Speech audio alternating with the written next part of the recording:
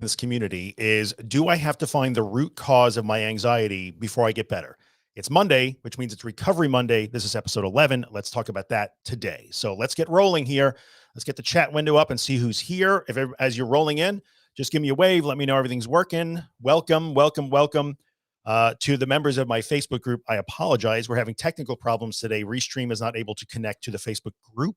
So it appears that we are just going to be YouTube and the Facebook page and Twitter. Welcome back, Twitter. We streamed live on Twitter last week too. I don't know if anybody watched because I don't really do anything on Twitter. But anyway, let's see what happens. Folks are starting to roll in. I will put the chat overlay up so that we can see what we are saying. Hey, Ann, welcome. Just say hello. Let me know that you are here. Let me know where you guys are from, how everybody's doing today, and we'll get into this topic in a minute or two. I just want to remind everybody that we do Recovery Monday every Monday. We're doing lessons out of this book, The Anxious Truth. This is my recovery guide. We're essentially just going lesson by lesson through this book, which means we still have a long way to go. We're on number 11 now, and I think there are 30-something lessons in the book. Hey, Whitney, welcome. So we do this every Monday. If you would like to go along and follow along with the book and you do not have this, you can find this book on my website at theanxioustruth.com. It's a really good book. You should maybe get it if you don't have it.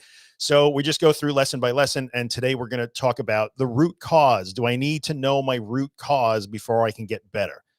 This is, I know, a pretty big deal. Hey, Kat, Olivia, what is up? Welcome. I see people from Facebook and YouTube, so that's good. Again, sorry if you're in the Facebook group and you had to pop on over to some other place. We'll fix that next week, I promise.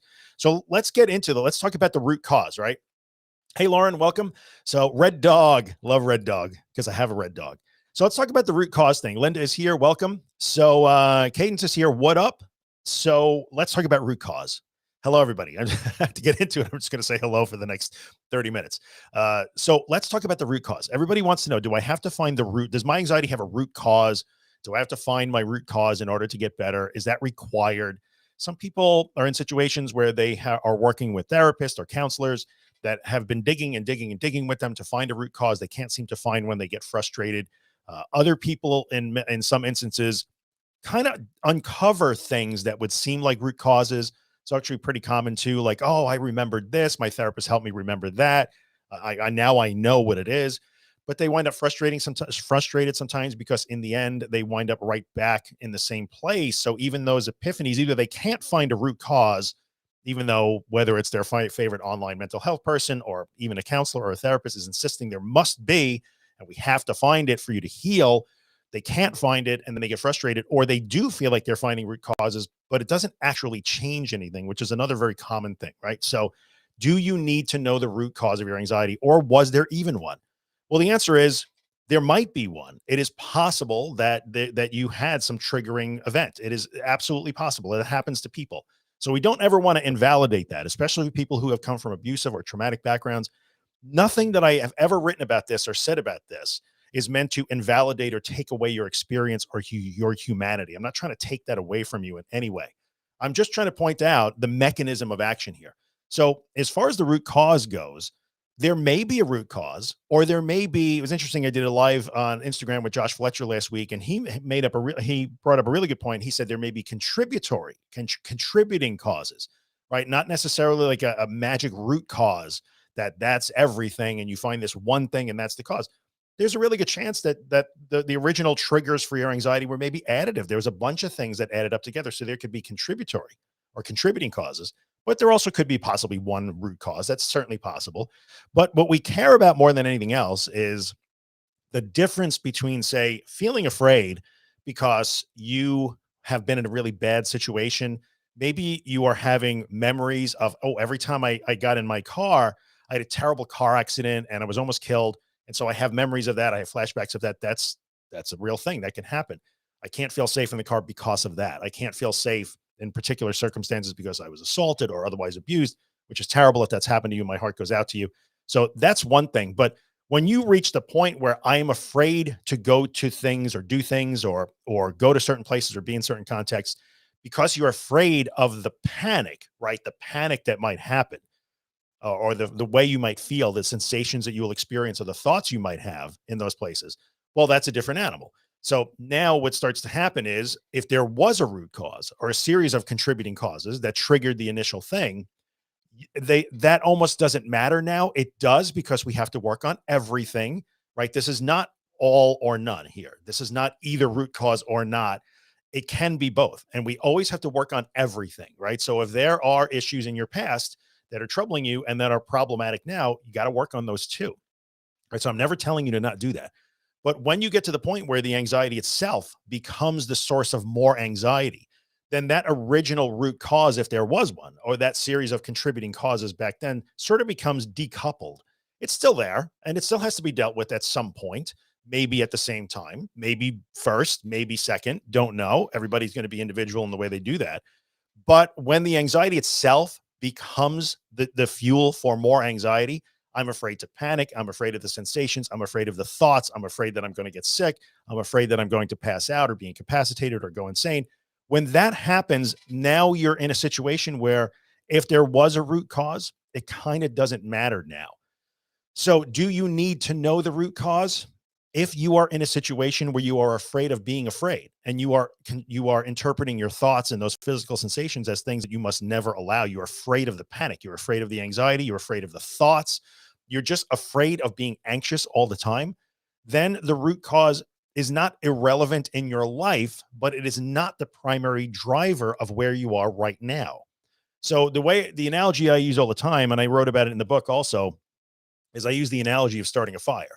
So if in fact you build a fire and that fire is now roaring, right? So let's use that analogy, like your anxiety problem is a fire. So let's say that the fire has been built, it's been lit, and now it is burning brightly and it's hot and it's out of control. That fire is burning.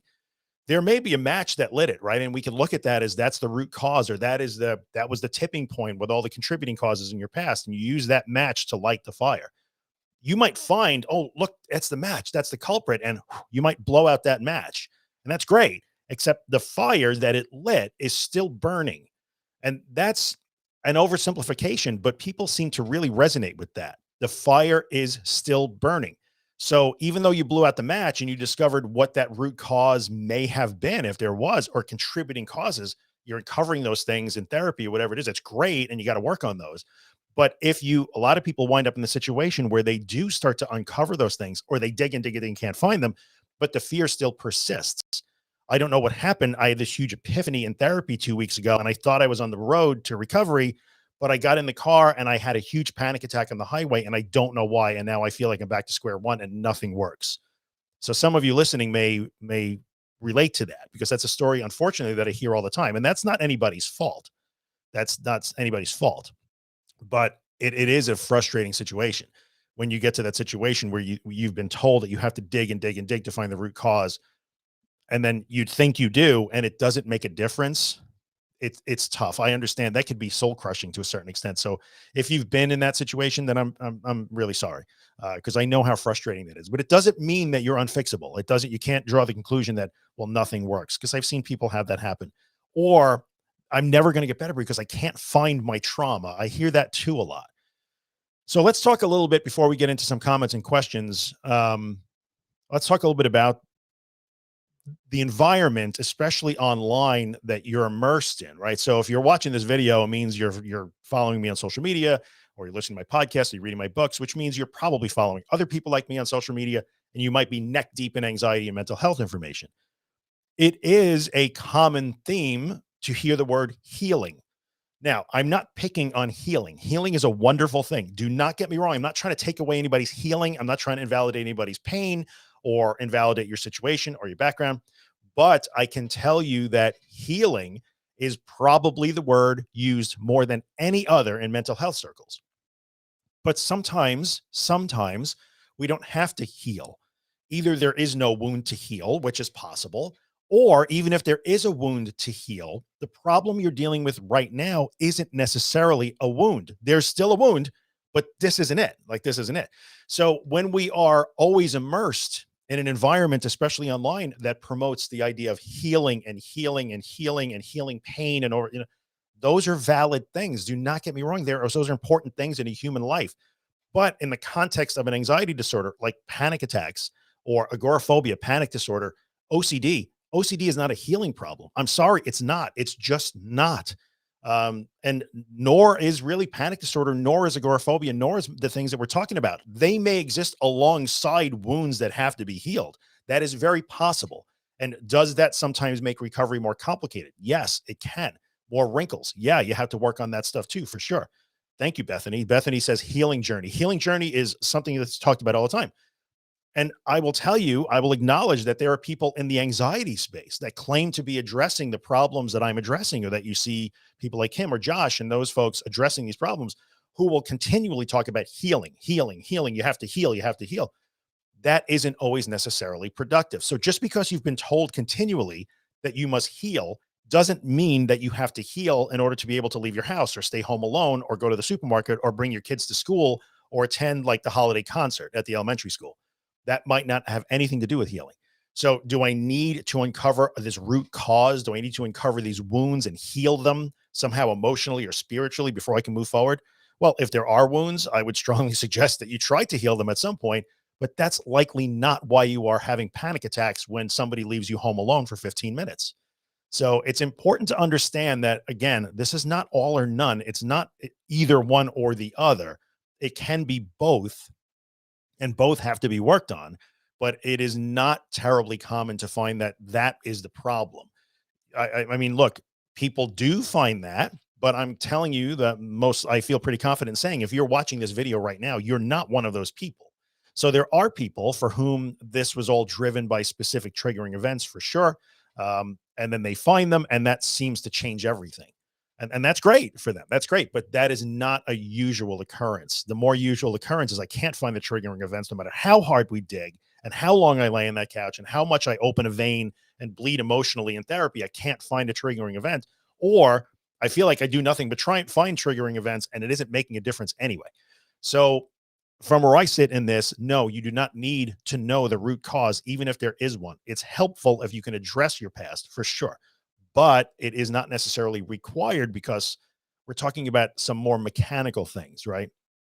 Now, if you're dealing with, um, I hate to always bring this up because it really does get really tangled. But if you're dealing with trauma, if you're dealing with PTSD, yes, you can actually get into an anxiety state or a fear state because you're having memories of things that happened before. That's a little different animal. So we're not talking about that. We're talking about I'm afraid of being afraid. Right. So again, this isn't diagnosis. This isn't therapy. We don't know 100% what's going on in your particular situation. So I can't speak to you individually, viewer, directly, because I don't know that. But just be aware of these issues. It doesn't have to be a healing journey, or it isn't necessarily not a healing journey either. These things get kind of tangled up together, right? So that is possible. But I do not believe that a root cause is required in order to learn to not be afraid of your own body and mind. So in the end, if you are afraid of your own body and mind, the root cause is not really relevant in that part of this. There you go. So let's look at some of the comments here and questions. I will scroll back a little bit here. No. Bo's mom, welcome, Bo's mom. Good to see you again. I'll put some of these up on the screen. Might as well, right? So let's see here. Yep, all of that is me right now. I'm afraid of everything. I want freedom so bad. I just keep moving and doing, just hoping to be free one day. Okay, Bo, that's good. I'm glad that you're moving forward. Make sure that you're not moving forward and just gritting and white knuckling your way through life. That will get really frustrating and exhausting and doesn't necessarily lead to anything. But it is good that you're not retreating, right? So make sure you're. I mean, I'm not trying to sell a book, but this book is full of like how we do the things. It really addresses the how and why we do things, not just do them. It's more than just doing the things. Yesterday I posted an excerpt where I said, you can't just run into the scary things without changing the way you react to that fear. So that's important, but good job. Not just retreating. That's really good. Lauren says, it has taken me years to learn that I'm just afraid. And I understand that, Lauren, I do. And I think people in the audience, the other folks here watching could probably relate to that. A lot of people will say that. It took me a long time to discover like, oh, I'm just afraid of my own heartbeat. And they think like, well, as soon as there's anything that with the word anxiety or fear, that somehow that's directly connected to childhood and something like that, it might be, childhood matters, your parents matter, your experiences matter, all of those things matter. But when you get to the point where you are terrified of your own heartbeat because you are convinced that it's going to stop randomly and you're going to keel over, and there's a completely irrational fear with no basis, then in a way that has nothing to do with with what went on in your childhood. Could it be a contributory thing? Of course it could, but we got to break that irrational fear first, right? And then you can work on all those things. So let's keep going. And you have a way of saying things. You're welcome, man. Thank you. Those are kind words. I appreciate that. So Marcy, hey Marcy, what up? I don't need to heal. I need to tolerate and manage things. This is a good point. Now I understand what you're saying, and I'm with you on this. Like you've realized, like, oh wait, no, I'm pointing at the wrong target, and you've come to that realization, and now you're working on it, right? A new way, hopefully a productive way. But I want to put that up on the screen here. Wait, sorry, that was clicked the wrong thing, because sometimes this becomes misinterpreted. So when somebody hears me say these things, sometimes they feel like, oh, well, what do you mean? I have to learn. I'm not supposed to like express my pain, or I'm not supposed to acknowledge my pain and my emotions and my hurt. No, we're not saying that at all. Nobody should ever try to take away your emotions. So like I'm strictly in the behavioral camp. Clearly I'm in the cognitive behavioral camp, the metacognitive camp, but I don't know anybody in that camp that would tell you that you're supposed to just block your emotions and never acknowledge them or your pain. Never. So sometimes, and Marcia, you're not saying that, but this really brings that up when you use when I say things like surrender, or you hear accept or float or willfully tolerate, that sort of stuff. Sometimes it gets interpreted as, I don't believe it. You're telling people to just tolerate their pain. Like, no, that's not what we're talking about. That's not at all. So let's see here. What is Lawrence? I need to be okay with feeling and feel. Okay, well, this is a big one too. Like, and this starts to begin to cloud the situation also, right? Because a lot of times you may have actually have past experiences or your upbringing or just your style, your personality, whatever it is, that teaches you that your emotions are too much for you. So many people in this community feel like their emotions, big emotions, are too much. I can't handle them. They're too much. And that can come from a lot of different ways. And that may be directly linked to your past. For sure, your experiences may have taught you that your emotions are not okay. You shouldn't express them, or you're weak and you can't handle them. I get all that. But sometimes that leads us into situations where we then start to lose track of what is what. Well, I'm afraid of my emotions, and I'm afraid of feeling them because of the way they trigger this fear and this anxiety response. But they're emotions, so that must mean root cause or healing or childhood or trauma or inner child, right? Not necessarily. Like I know that when we use things like feelings and emotions, we will automatically attach those terms to those other terms like inner child or childhood or upbringing or parents or abuse. And they are in many ways connected, but they don't have to always be connected. Sometimes people just learn to be afraid of their emotions because emotions make reactions, and reactions are things that they fear. So there's nuance here, and you have to be really careful. You have to be really careful. You have to be on guard to not really fall in the black and white thing. Like, we will never tell people it's either or. So what's up, Courtney? Courtney says, hard to separate real traumas that happen from just generally disordered thinking. It is. It can be really hard. It absolutely 100%. That is not in any way an inaccurate statement. It can be really hard. So for people who have lived through some real traumatic events, abusive, toxic relationships, whatever it happens to be, it can be hard to separate that, right? You're not sure, like, wait, am I justified in being afraid right now? Or am I not justified in being afraid right now? Especially if some of your past experiences involved situations where you should have legit been afraid, but yet you were told that you shouldn't be afraid because everything's really fine. So when you come from a background where you were had legitimate reasons to be afraid from a physical standpoint, mental, emotional standpoint, and yet you were told you're crazy, nothing is wrong, I'm not doing anything to you, or the rest of the world didn't get to see that because the person causing that was seen as this wonderful person, but you know how it was behind closed doors, then yeah, you could start to lose the ability to a certain extent to differentiate between when should I be afraid and when I shouldn't. So Courtney, that's a real thing. You got to work on it. You can get through that. It makes it more complicated. This is where having professional help and somebody who is trained in resolving trauma in a helpful way can absolutely help. But I get that. That's really common. So let's see here. Okay, let's see what Bethany says. Or I found so many triggering events that I am so anxious that I can't handle looking at the triggers anymore. That's another really good statement. We sometimes overlook that as well. That can happen. Sometimes you could get so dug in with, finding the triggers and processing. I had somebody say the other day, actually not the other day, it came back up the other day, but this is something I heard a couple of years ago from actually a trauma recovery specialist, who said in an interview, I used to like I used to have memories and they would come up and I would say, "Oh, I can't wait to get to therapy so I could process it, so I could process it." And she discovered that processing it wasn't always required, but she was so sort of stuck in that slipstream, or that stream of, I have to find my triggers, I have to process them, and I have to work through them. But sometimes the process of religiously trying to ferret out triggers and then process, because you have to heal your root cause, can actually fuel more. They can dig the hole a little deeper. Again, nuance, but that can happen to people. So, Bethany, thank you for that comment. That is 100% correct. Let's see here. Certain things that happen to me tend to produce adult disorders. Okay, hang on here. Well, that's true, right? This is not untrue, Courtney. In other words, certain things that happen to me tend to produce adults and kids with anxiety disorders. I've talked about this in other things that I've done with some of my frequent collaborators. We've touched on this sort of thing. Yes, that's true. Your past experiences can teach you to react a certain way. That's 100% correct. That is, don't let anybody take that away either. So what do I work on first?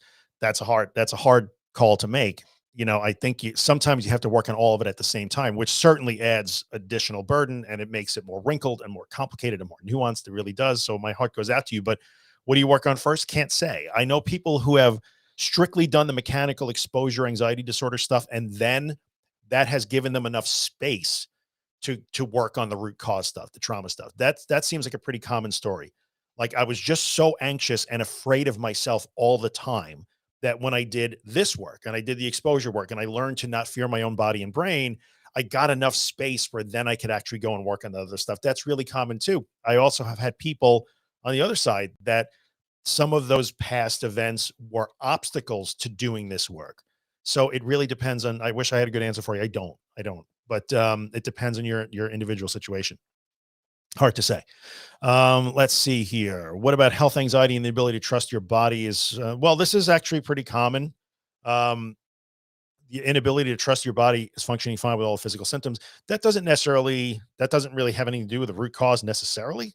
So I don't think there's a link to today's topic at all, but just know that is actually a part and parcel of almost everybody that's in this room could ask that question, or at least could have at one point. So the fact that you are interpreting those physical sensations as some sort of danger or indication that something is wrong, or that you need to fix them or save yourself from them, that is part of what fuels almost all of what we talk about in these things, almost all of it. So that's incredibly common. Okay, let's see here. Could a toxic upbringing cause it, all the buildup of negativity? Again, well, we were talking about, like I said, with what my friend Josh had said on the live that we did last week, contributory causes. He used the British, like, contributory, I think is what he said. And contributing causes. Yeah, like, yes, your upbringing does teach you how you should react to the world and how you can relate to the world. So you can call it negativity if you want, but it is absolutely 100% possible. Is there a genetic predisposition? There might be. Is it nature? Is it nurture? Both, probably both. But many people can point directly back to their upbringing, where anxious and avoidant and fearful behavior was modeled by their parents. So that could have led you down the road of responding the way you do to your anxiety now. Like, you may have been taught that, right? Or you may have been taught that you don't have the ability to find safety because of the way you were raised, and there were bad situations. And so that leads you to believe that you don't have the ability to handle this stuff because everything was always out of your control. So there's a lot of things that go into this. There really are. But we don't necessarily have to find, what that triggering thing was in order to overcome those irrational fears that prop up. I'm afraid that, every time I think I'm going to go insane, it means that I must be going insane. That's the stuff we're talking about here. Anxiety isn't just a mental thing. My entire body will feel ill. I'm just going to read that one because it'll cover the whole. So Patricia says, tired, shaky, and just unwell, even when I don't feel anxious. Yep. Heart, blood work, everything is good. How can it possibly go? Okay. It's just so crazy to me. Patricia, it's crazy to everybody. So in the beginning of this, or if you're never exposed to other things, right, it's easy to just stay focused on that. But my body feels so bad. 100%. The very first episode I ever did of my podcast is called Anxiety is Physical. Anxiety disorders are cognitive. So I would never take that away from you or negate that. You 100% feel anxiety physically, 100%. And is it possible for it to create that? Yeah, it's 100% possible to create that. Somebody sitting just in the safest place that they have in the world can instantly have a huge panic attack that comes with tremendous amounts of physiological changes. Yes, anxiety can do that to you. Fear can do that to you.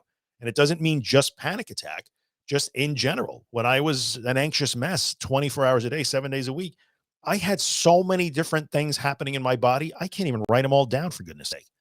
And either my body completely changed itself completely, or when I stopped being afraid of it, I stopped noticing them and they sort of went away. So yeah, that's really common. Yes, it can do that. It totally can do that. Let's see here. It's not an either or kind of thing. All right, so let's see here.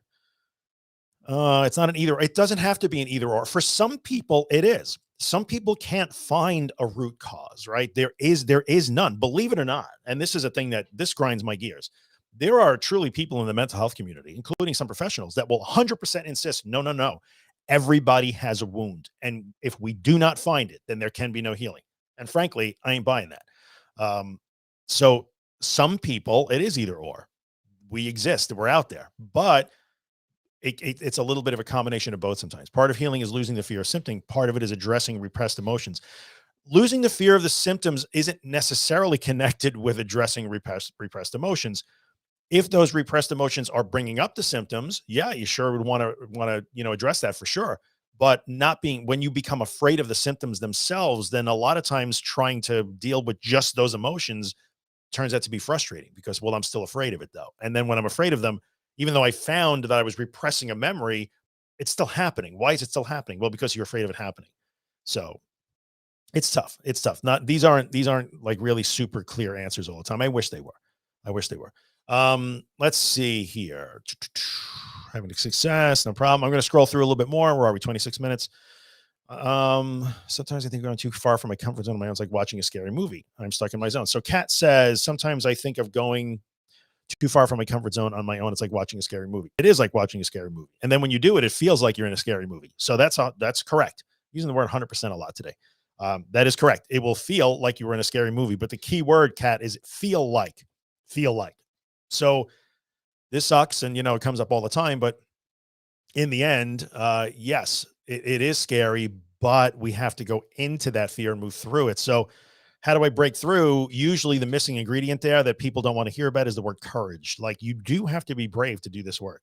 I mean, hell, you really got to be brave to do a lot of mental health work, whether it's moving through anxiety and panic, overcoming your agoraphobia, like Kat's talking about, or anything else. You kind of got to be brave to do all this work. So at some point, you're going to have to do things, even though it feels like you're in a scary movie. You got to do them anyway. And that's how we learn, Kat, that you're not really in a scary movie. It only feels that way. It's only felt that way. So let's see here. Good, Michelle. I'm glad to hear that you are starting to feel better. I've had to practice the physical stuff. Okay, this is good. This is good. So this is what I was talking about before. So Anne has said she has to practice the physical stuff first, then deal with the other stuff. It was like eating the elephant one bite at a time, which is such a good analogy. I always love when people bring that up. Had to eat an elephant one bite at a time.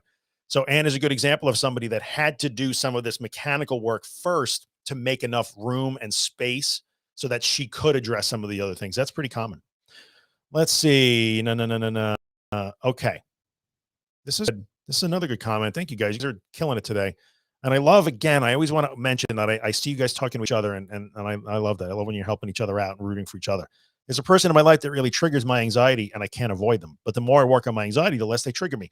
This is a really good point. First of all, really good work, because you see how that is intertwined, right? It's really, really good that you're doing that. You're feeling you have less anxiety when you're around that triggering person. But I always have to say, anxiety recovery is never about learning to float, accept, willfully tolerate like legit abuse or manipulation or danger. Never.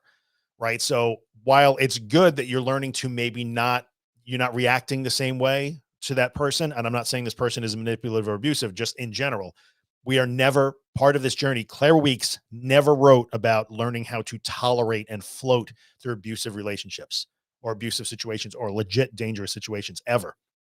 I never wrote about that. None of my friends have ever written about that. This is never about that. So good job with the work you've been doing to help that. But when we find that we are in legitimate situations where people are damaging us, really damaging us, we're not required by recovery to learn how to float through that or surrender through that ever, like ever. So let's see here. I'm going to kind of scroll down at the bottom here. I think I'm going to give up looking for the root cause. Okay. Viola, I understand that. And I can hear your frustration in this, right? Going to give up looking for the root cause because I've had so many experiences that could have been the root cause.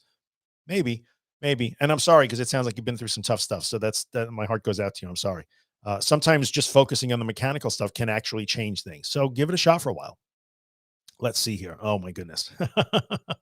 This is a good question. This is somebody who truly has read this book, right? Actually, not this book, but this question comes right out of my first book, which is called An Anxiety Story. You'll find that one on my website too. That one you can actually download as a free MP3. So if you go to theanxioustruth.com and click on that book, you can actually download that and listen to the story as a free MP3 if you're so inclined. Or you can get it on Smashwords as a free ebook, or it's super cheap on Amazon. That comes right out of that. The first time I ever had a panic attack, that song was playing. And if you guys aren't old enough to know, a band called Mr. Mister from the 80s. All right, I'm a little older than most of you. What can I tell you? And that song was playing. So how do I feel? Honestly, I don't really feel anything with it now. It's actually a little bit of a humorous thing just because of the ridiculous, like, oh no, when you're having a panic attack, the first one ever, and you think you're convinced that that's what it feels like to die, you do not want to hear a shitty 80s band like chanting things out of the Latin mass. You just don't. I'm telling you that was not good. Let's see here. Well, okay. This is Krispy Kreme. I'm going to answer a few more and then we're going to end it because I'm just about at the end anyway. What am I supposed to do when I feel anxiety symptoms 24/7, even when not anxious? Well, it's hard to say that you're not anxious, but yet feeling symptoms. But the answer to that would be nothing. Like you don't have to do anything. In the end, like these symptoms do not require some sort of special response. They're not hurting you. In the end, they're uncomfortable. You don't like them, but part of the issue is like, yeah, but I'm feeling them. And what do I do with those? I have to make them go away. Everybody wants them to go away, but we do not have to take some sort of special evasive action for anxiety symptoms ever. Okay. Let's see here. Is The Anxious Truth on audio? Because I lose interest in reading books. The Anxious Truth is on audio. You can, if you go to my website and look for this book, which is right on the homepage, they're all linked on the homepage. You will find a link to get it on Awsound, on Amazon, on iTunes, on Audible, any place you can get an audiobook. Awsound is great. So yes, the links to get it on audio are all there. Let's see here. This is good too. Got a couple more and then we'll go. Oh my God, life is a highway. Now that's in my head. Hope you're happy. Now I have life as a highway in my head. After looking for years, I've determined that maybe no root cause. That is freeing in a way. That's good. I mean, in a way, it's nice to know. Like I've dug and dug and dug, and I can't find anything. I don't know if I have a root cause. I may never know. Maybe I had a root cause. Maybe I didn't. Doesn't matter. I don't have a need to find one, to be honest with you. So it doesn't matter in the end. Let's see. No. Very good. Kirsten, you're doing great. Doing a lot better with the advice. Good job, Viola. Hang in there. Keep going. Life is a highway. I'm going to skip the leaky gut thing. It has nothing to do with this. You can hate me if you want. You might want to unfollow because you're going to get almost no like response from me on leaky gut. Leaky gut does not make somebody afraid of their own freaking heartbeat. It just doesn't. And I know that I'm going to rant for 30 seconds here, and I'm not picking on you, Joanne, but just be aware that if you're going to follow this particular community, you're going to hear me really aggressively discredit that. The whole gut brain connection, all that research, it doesn't say that what you think it says. All right. So it's important. Let's see. From Croatia, you're very welcome. Sorry for the era from hell. All right, folks, no problem. I can forgive all of you for sticking Life as a Highway. Who did that? Life as a Highway. Somebody before we go, tell me who did Life as a Highway. Why can't I think of the person's name? But anyway, all right, guys, remember, we are going to do these every Monday until we run out of lessons. So we're going to be here into the spring for sure. Again, we're doing every Monday here on YouTube and Facebook and even Twitter. Anybody that's watching on Twitter, hey, I know you can't comment, but welcome, Twitter.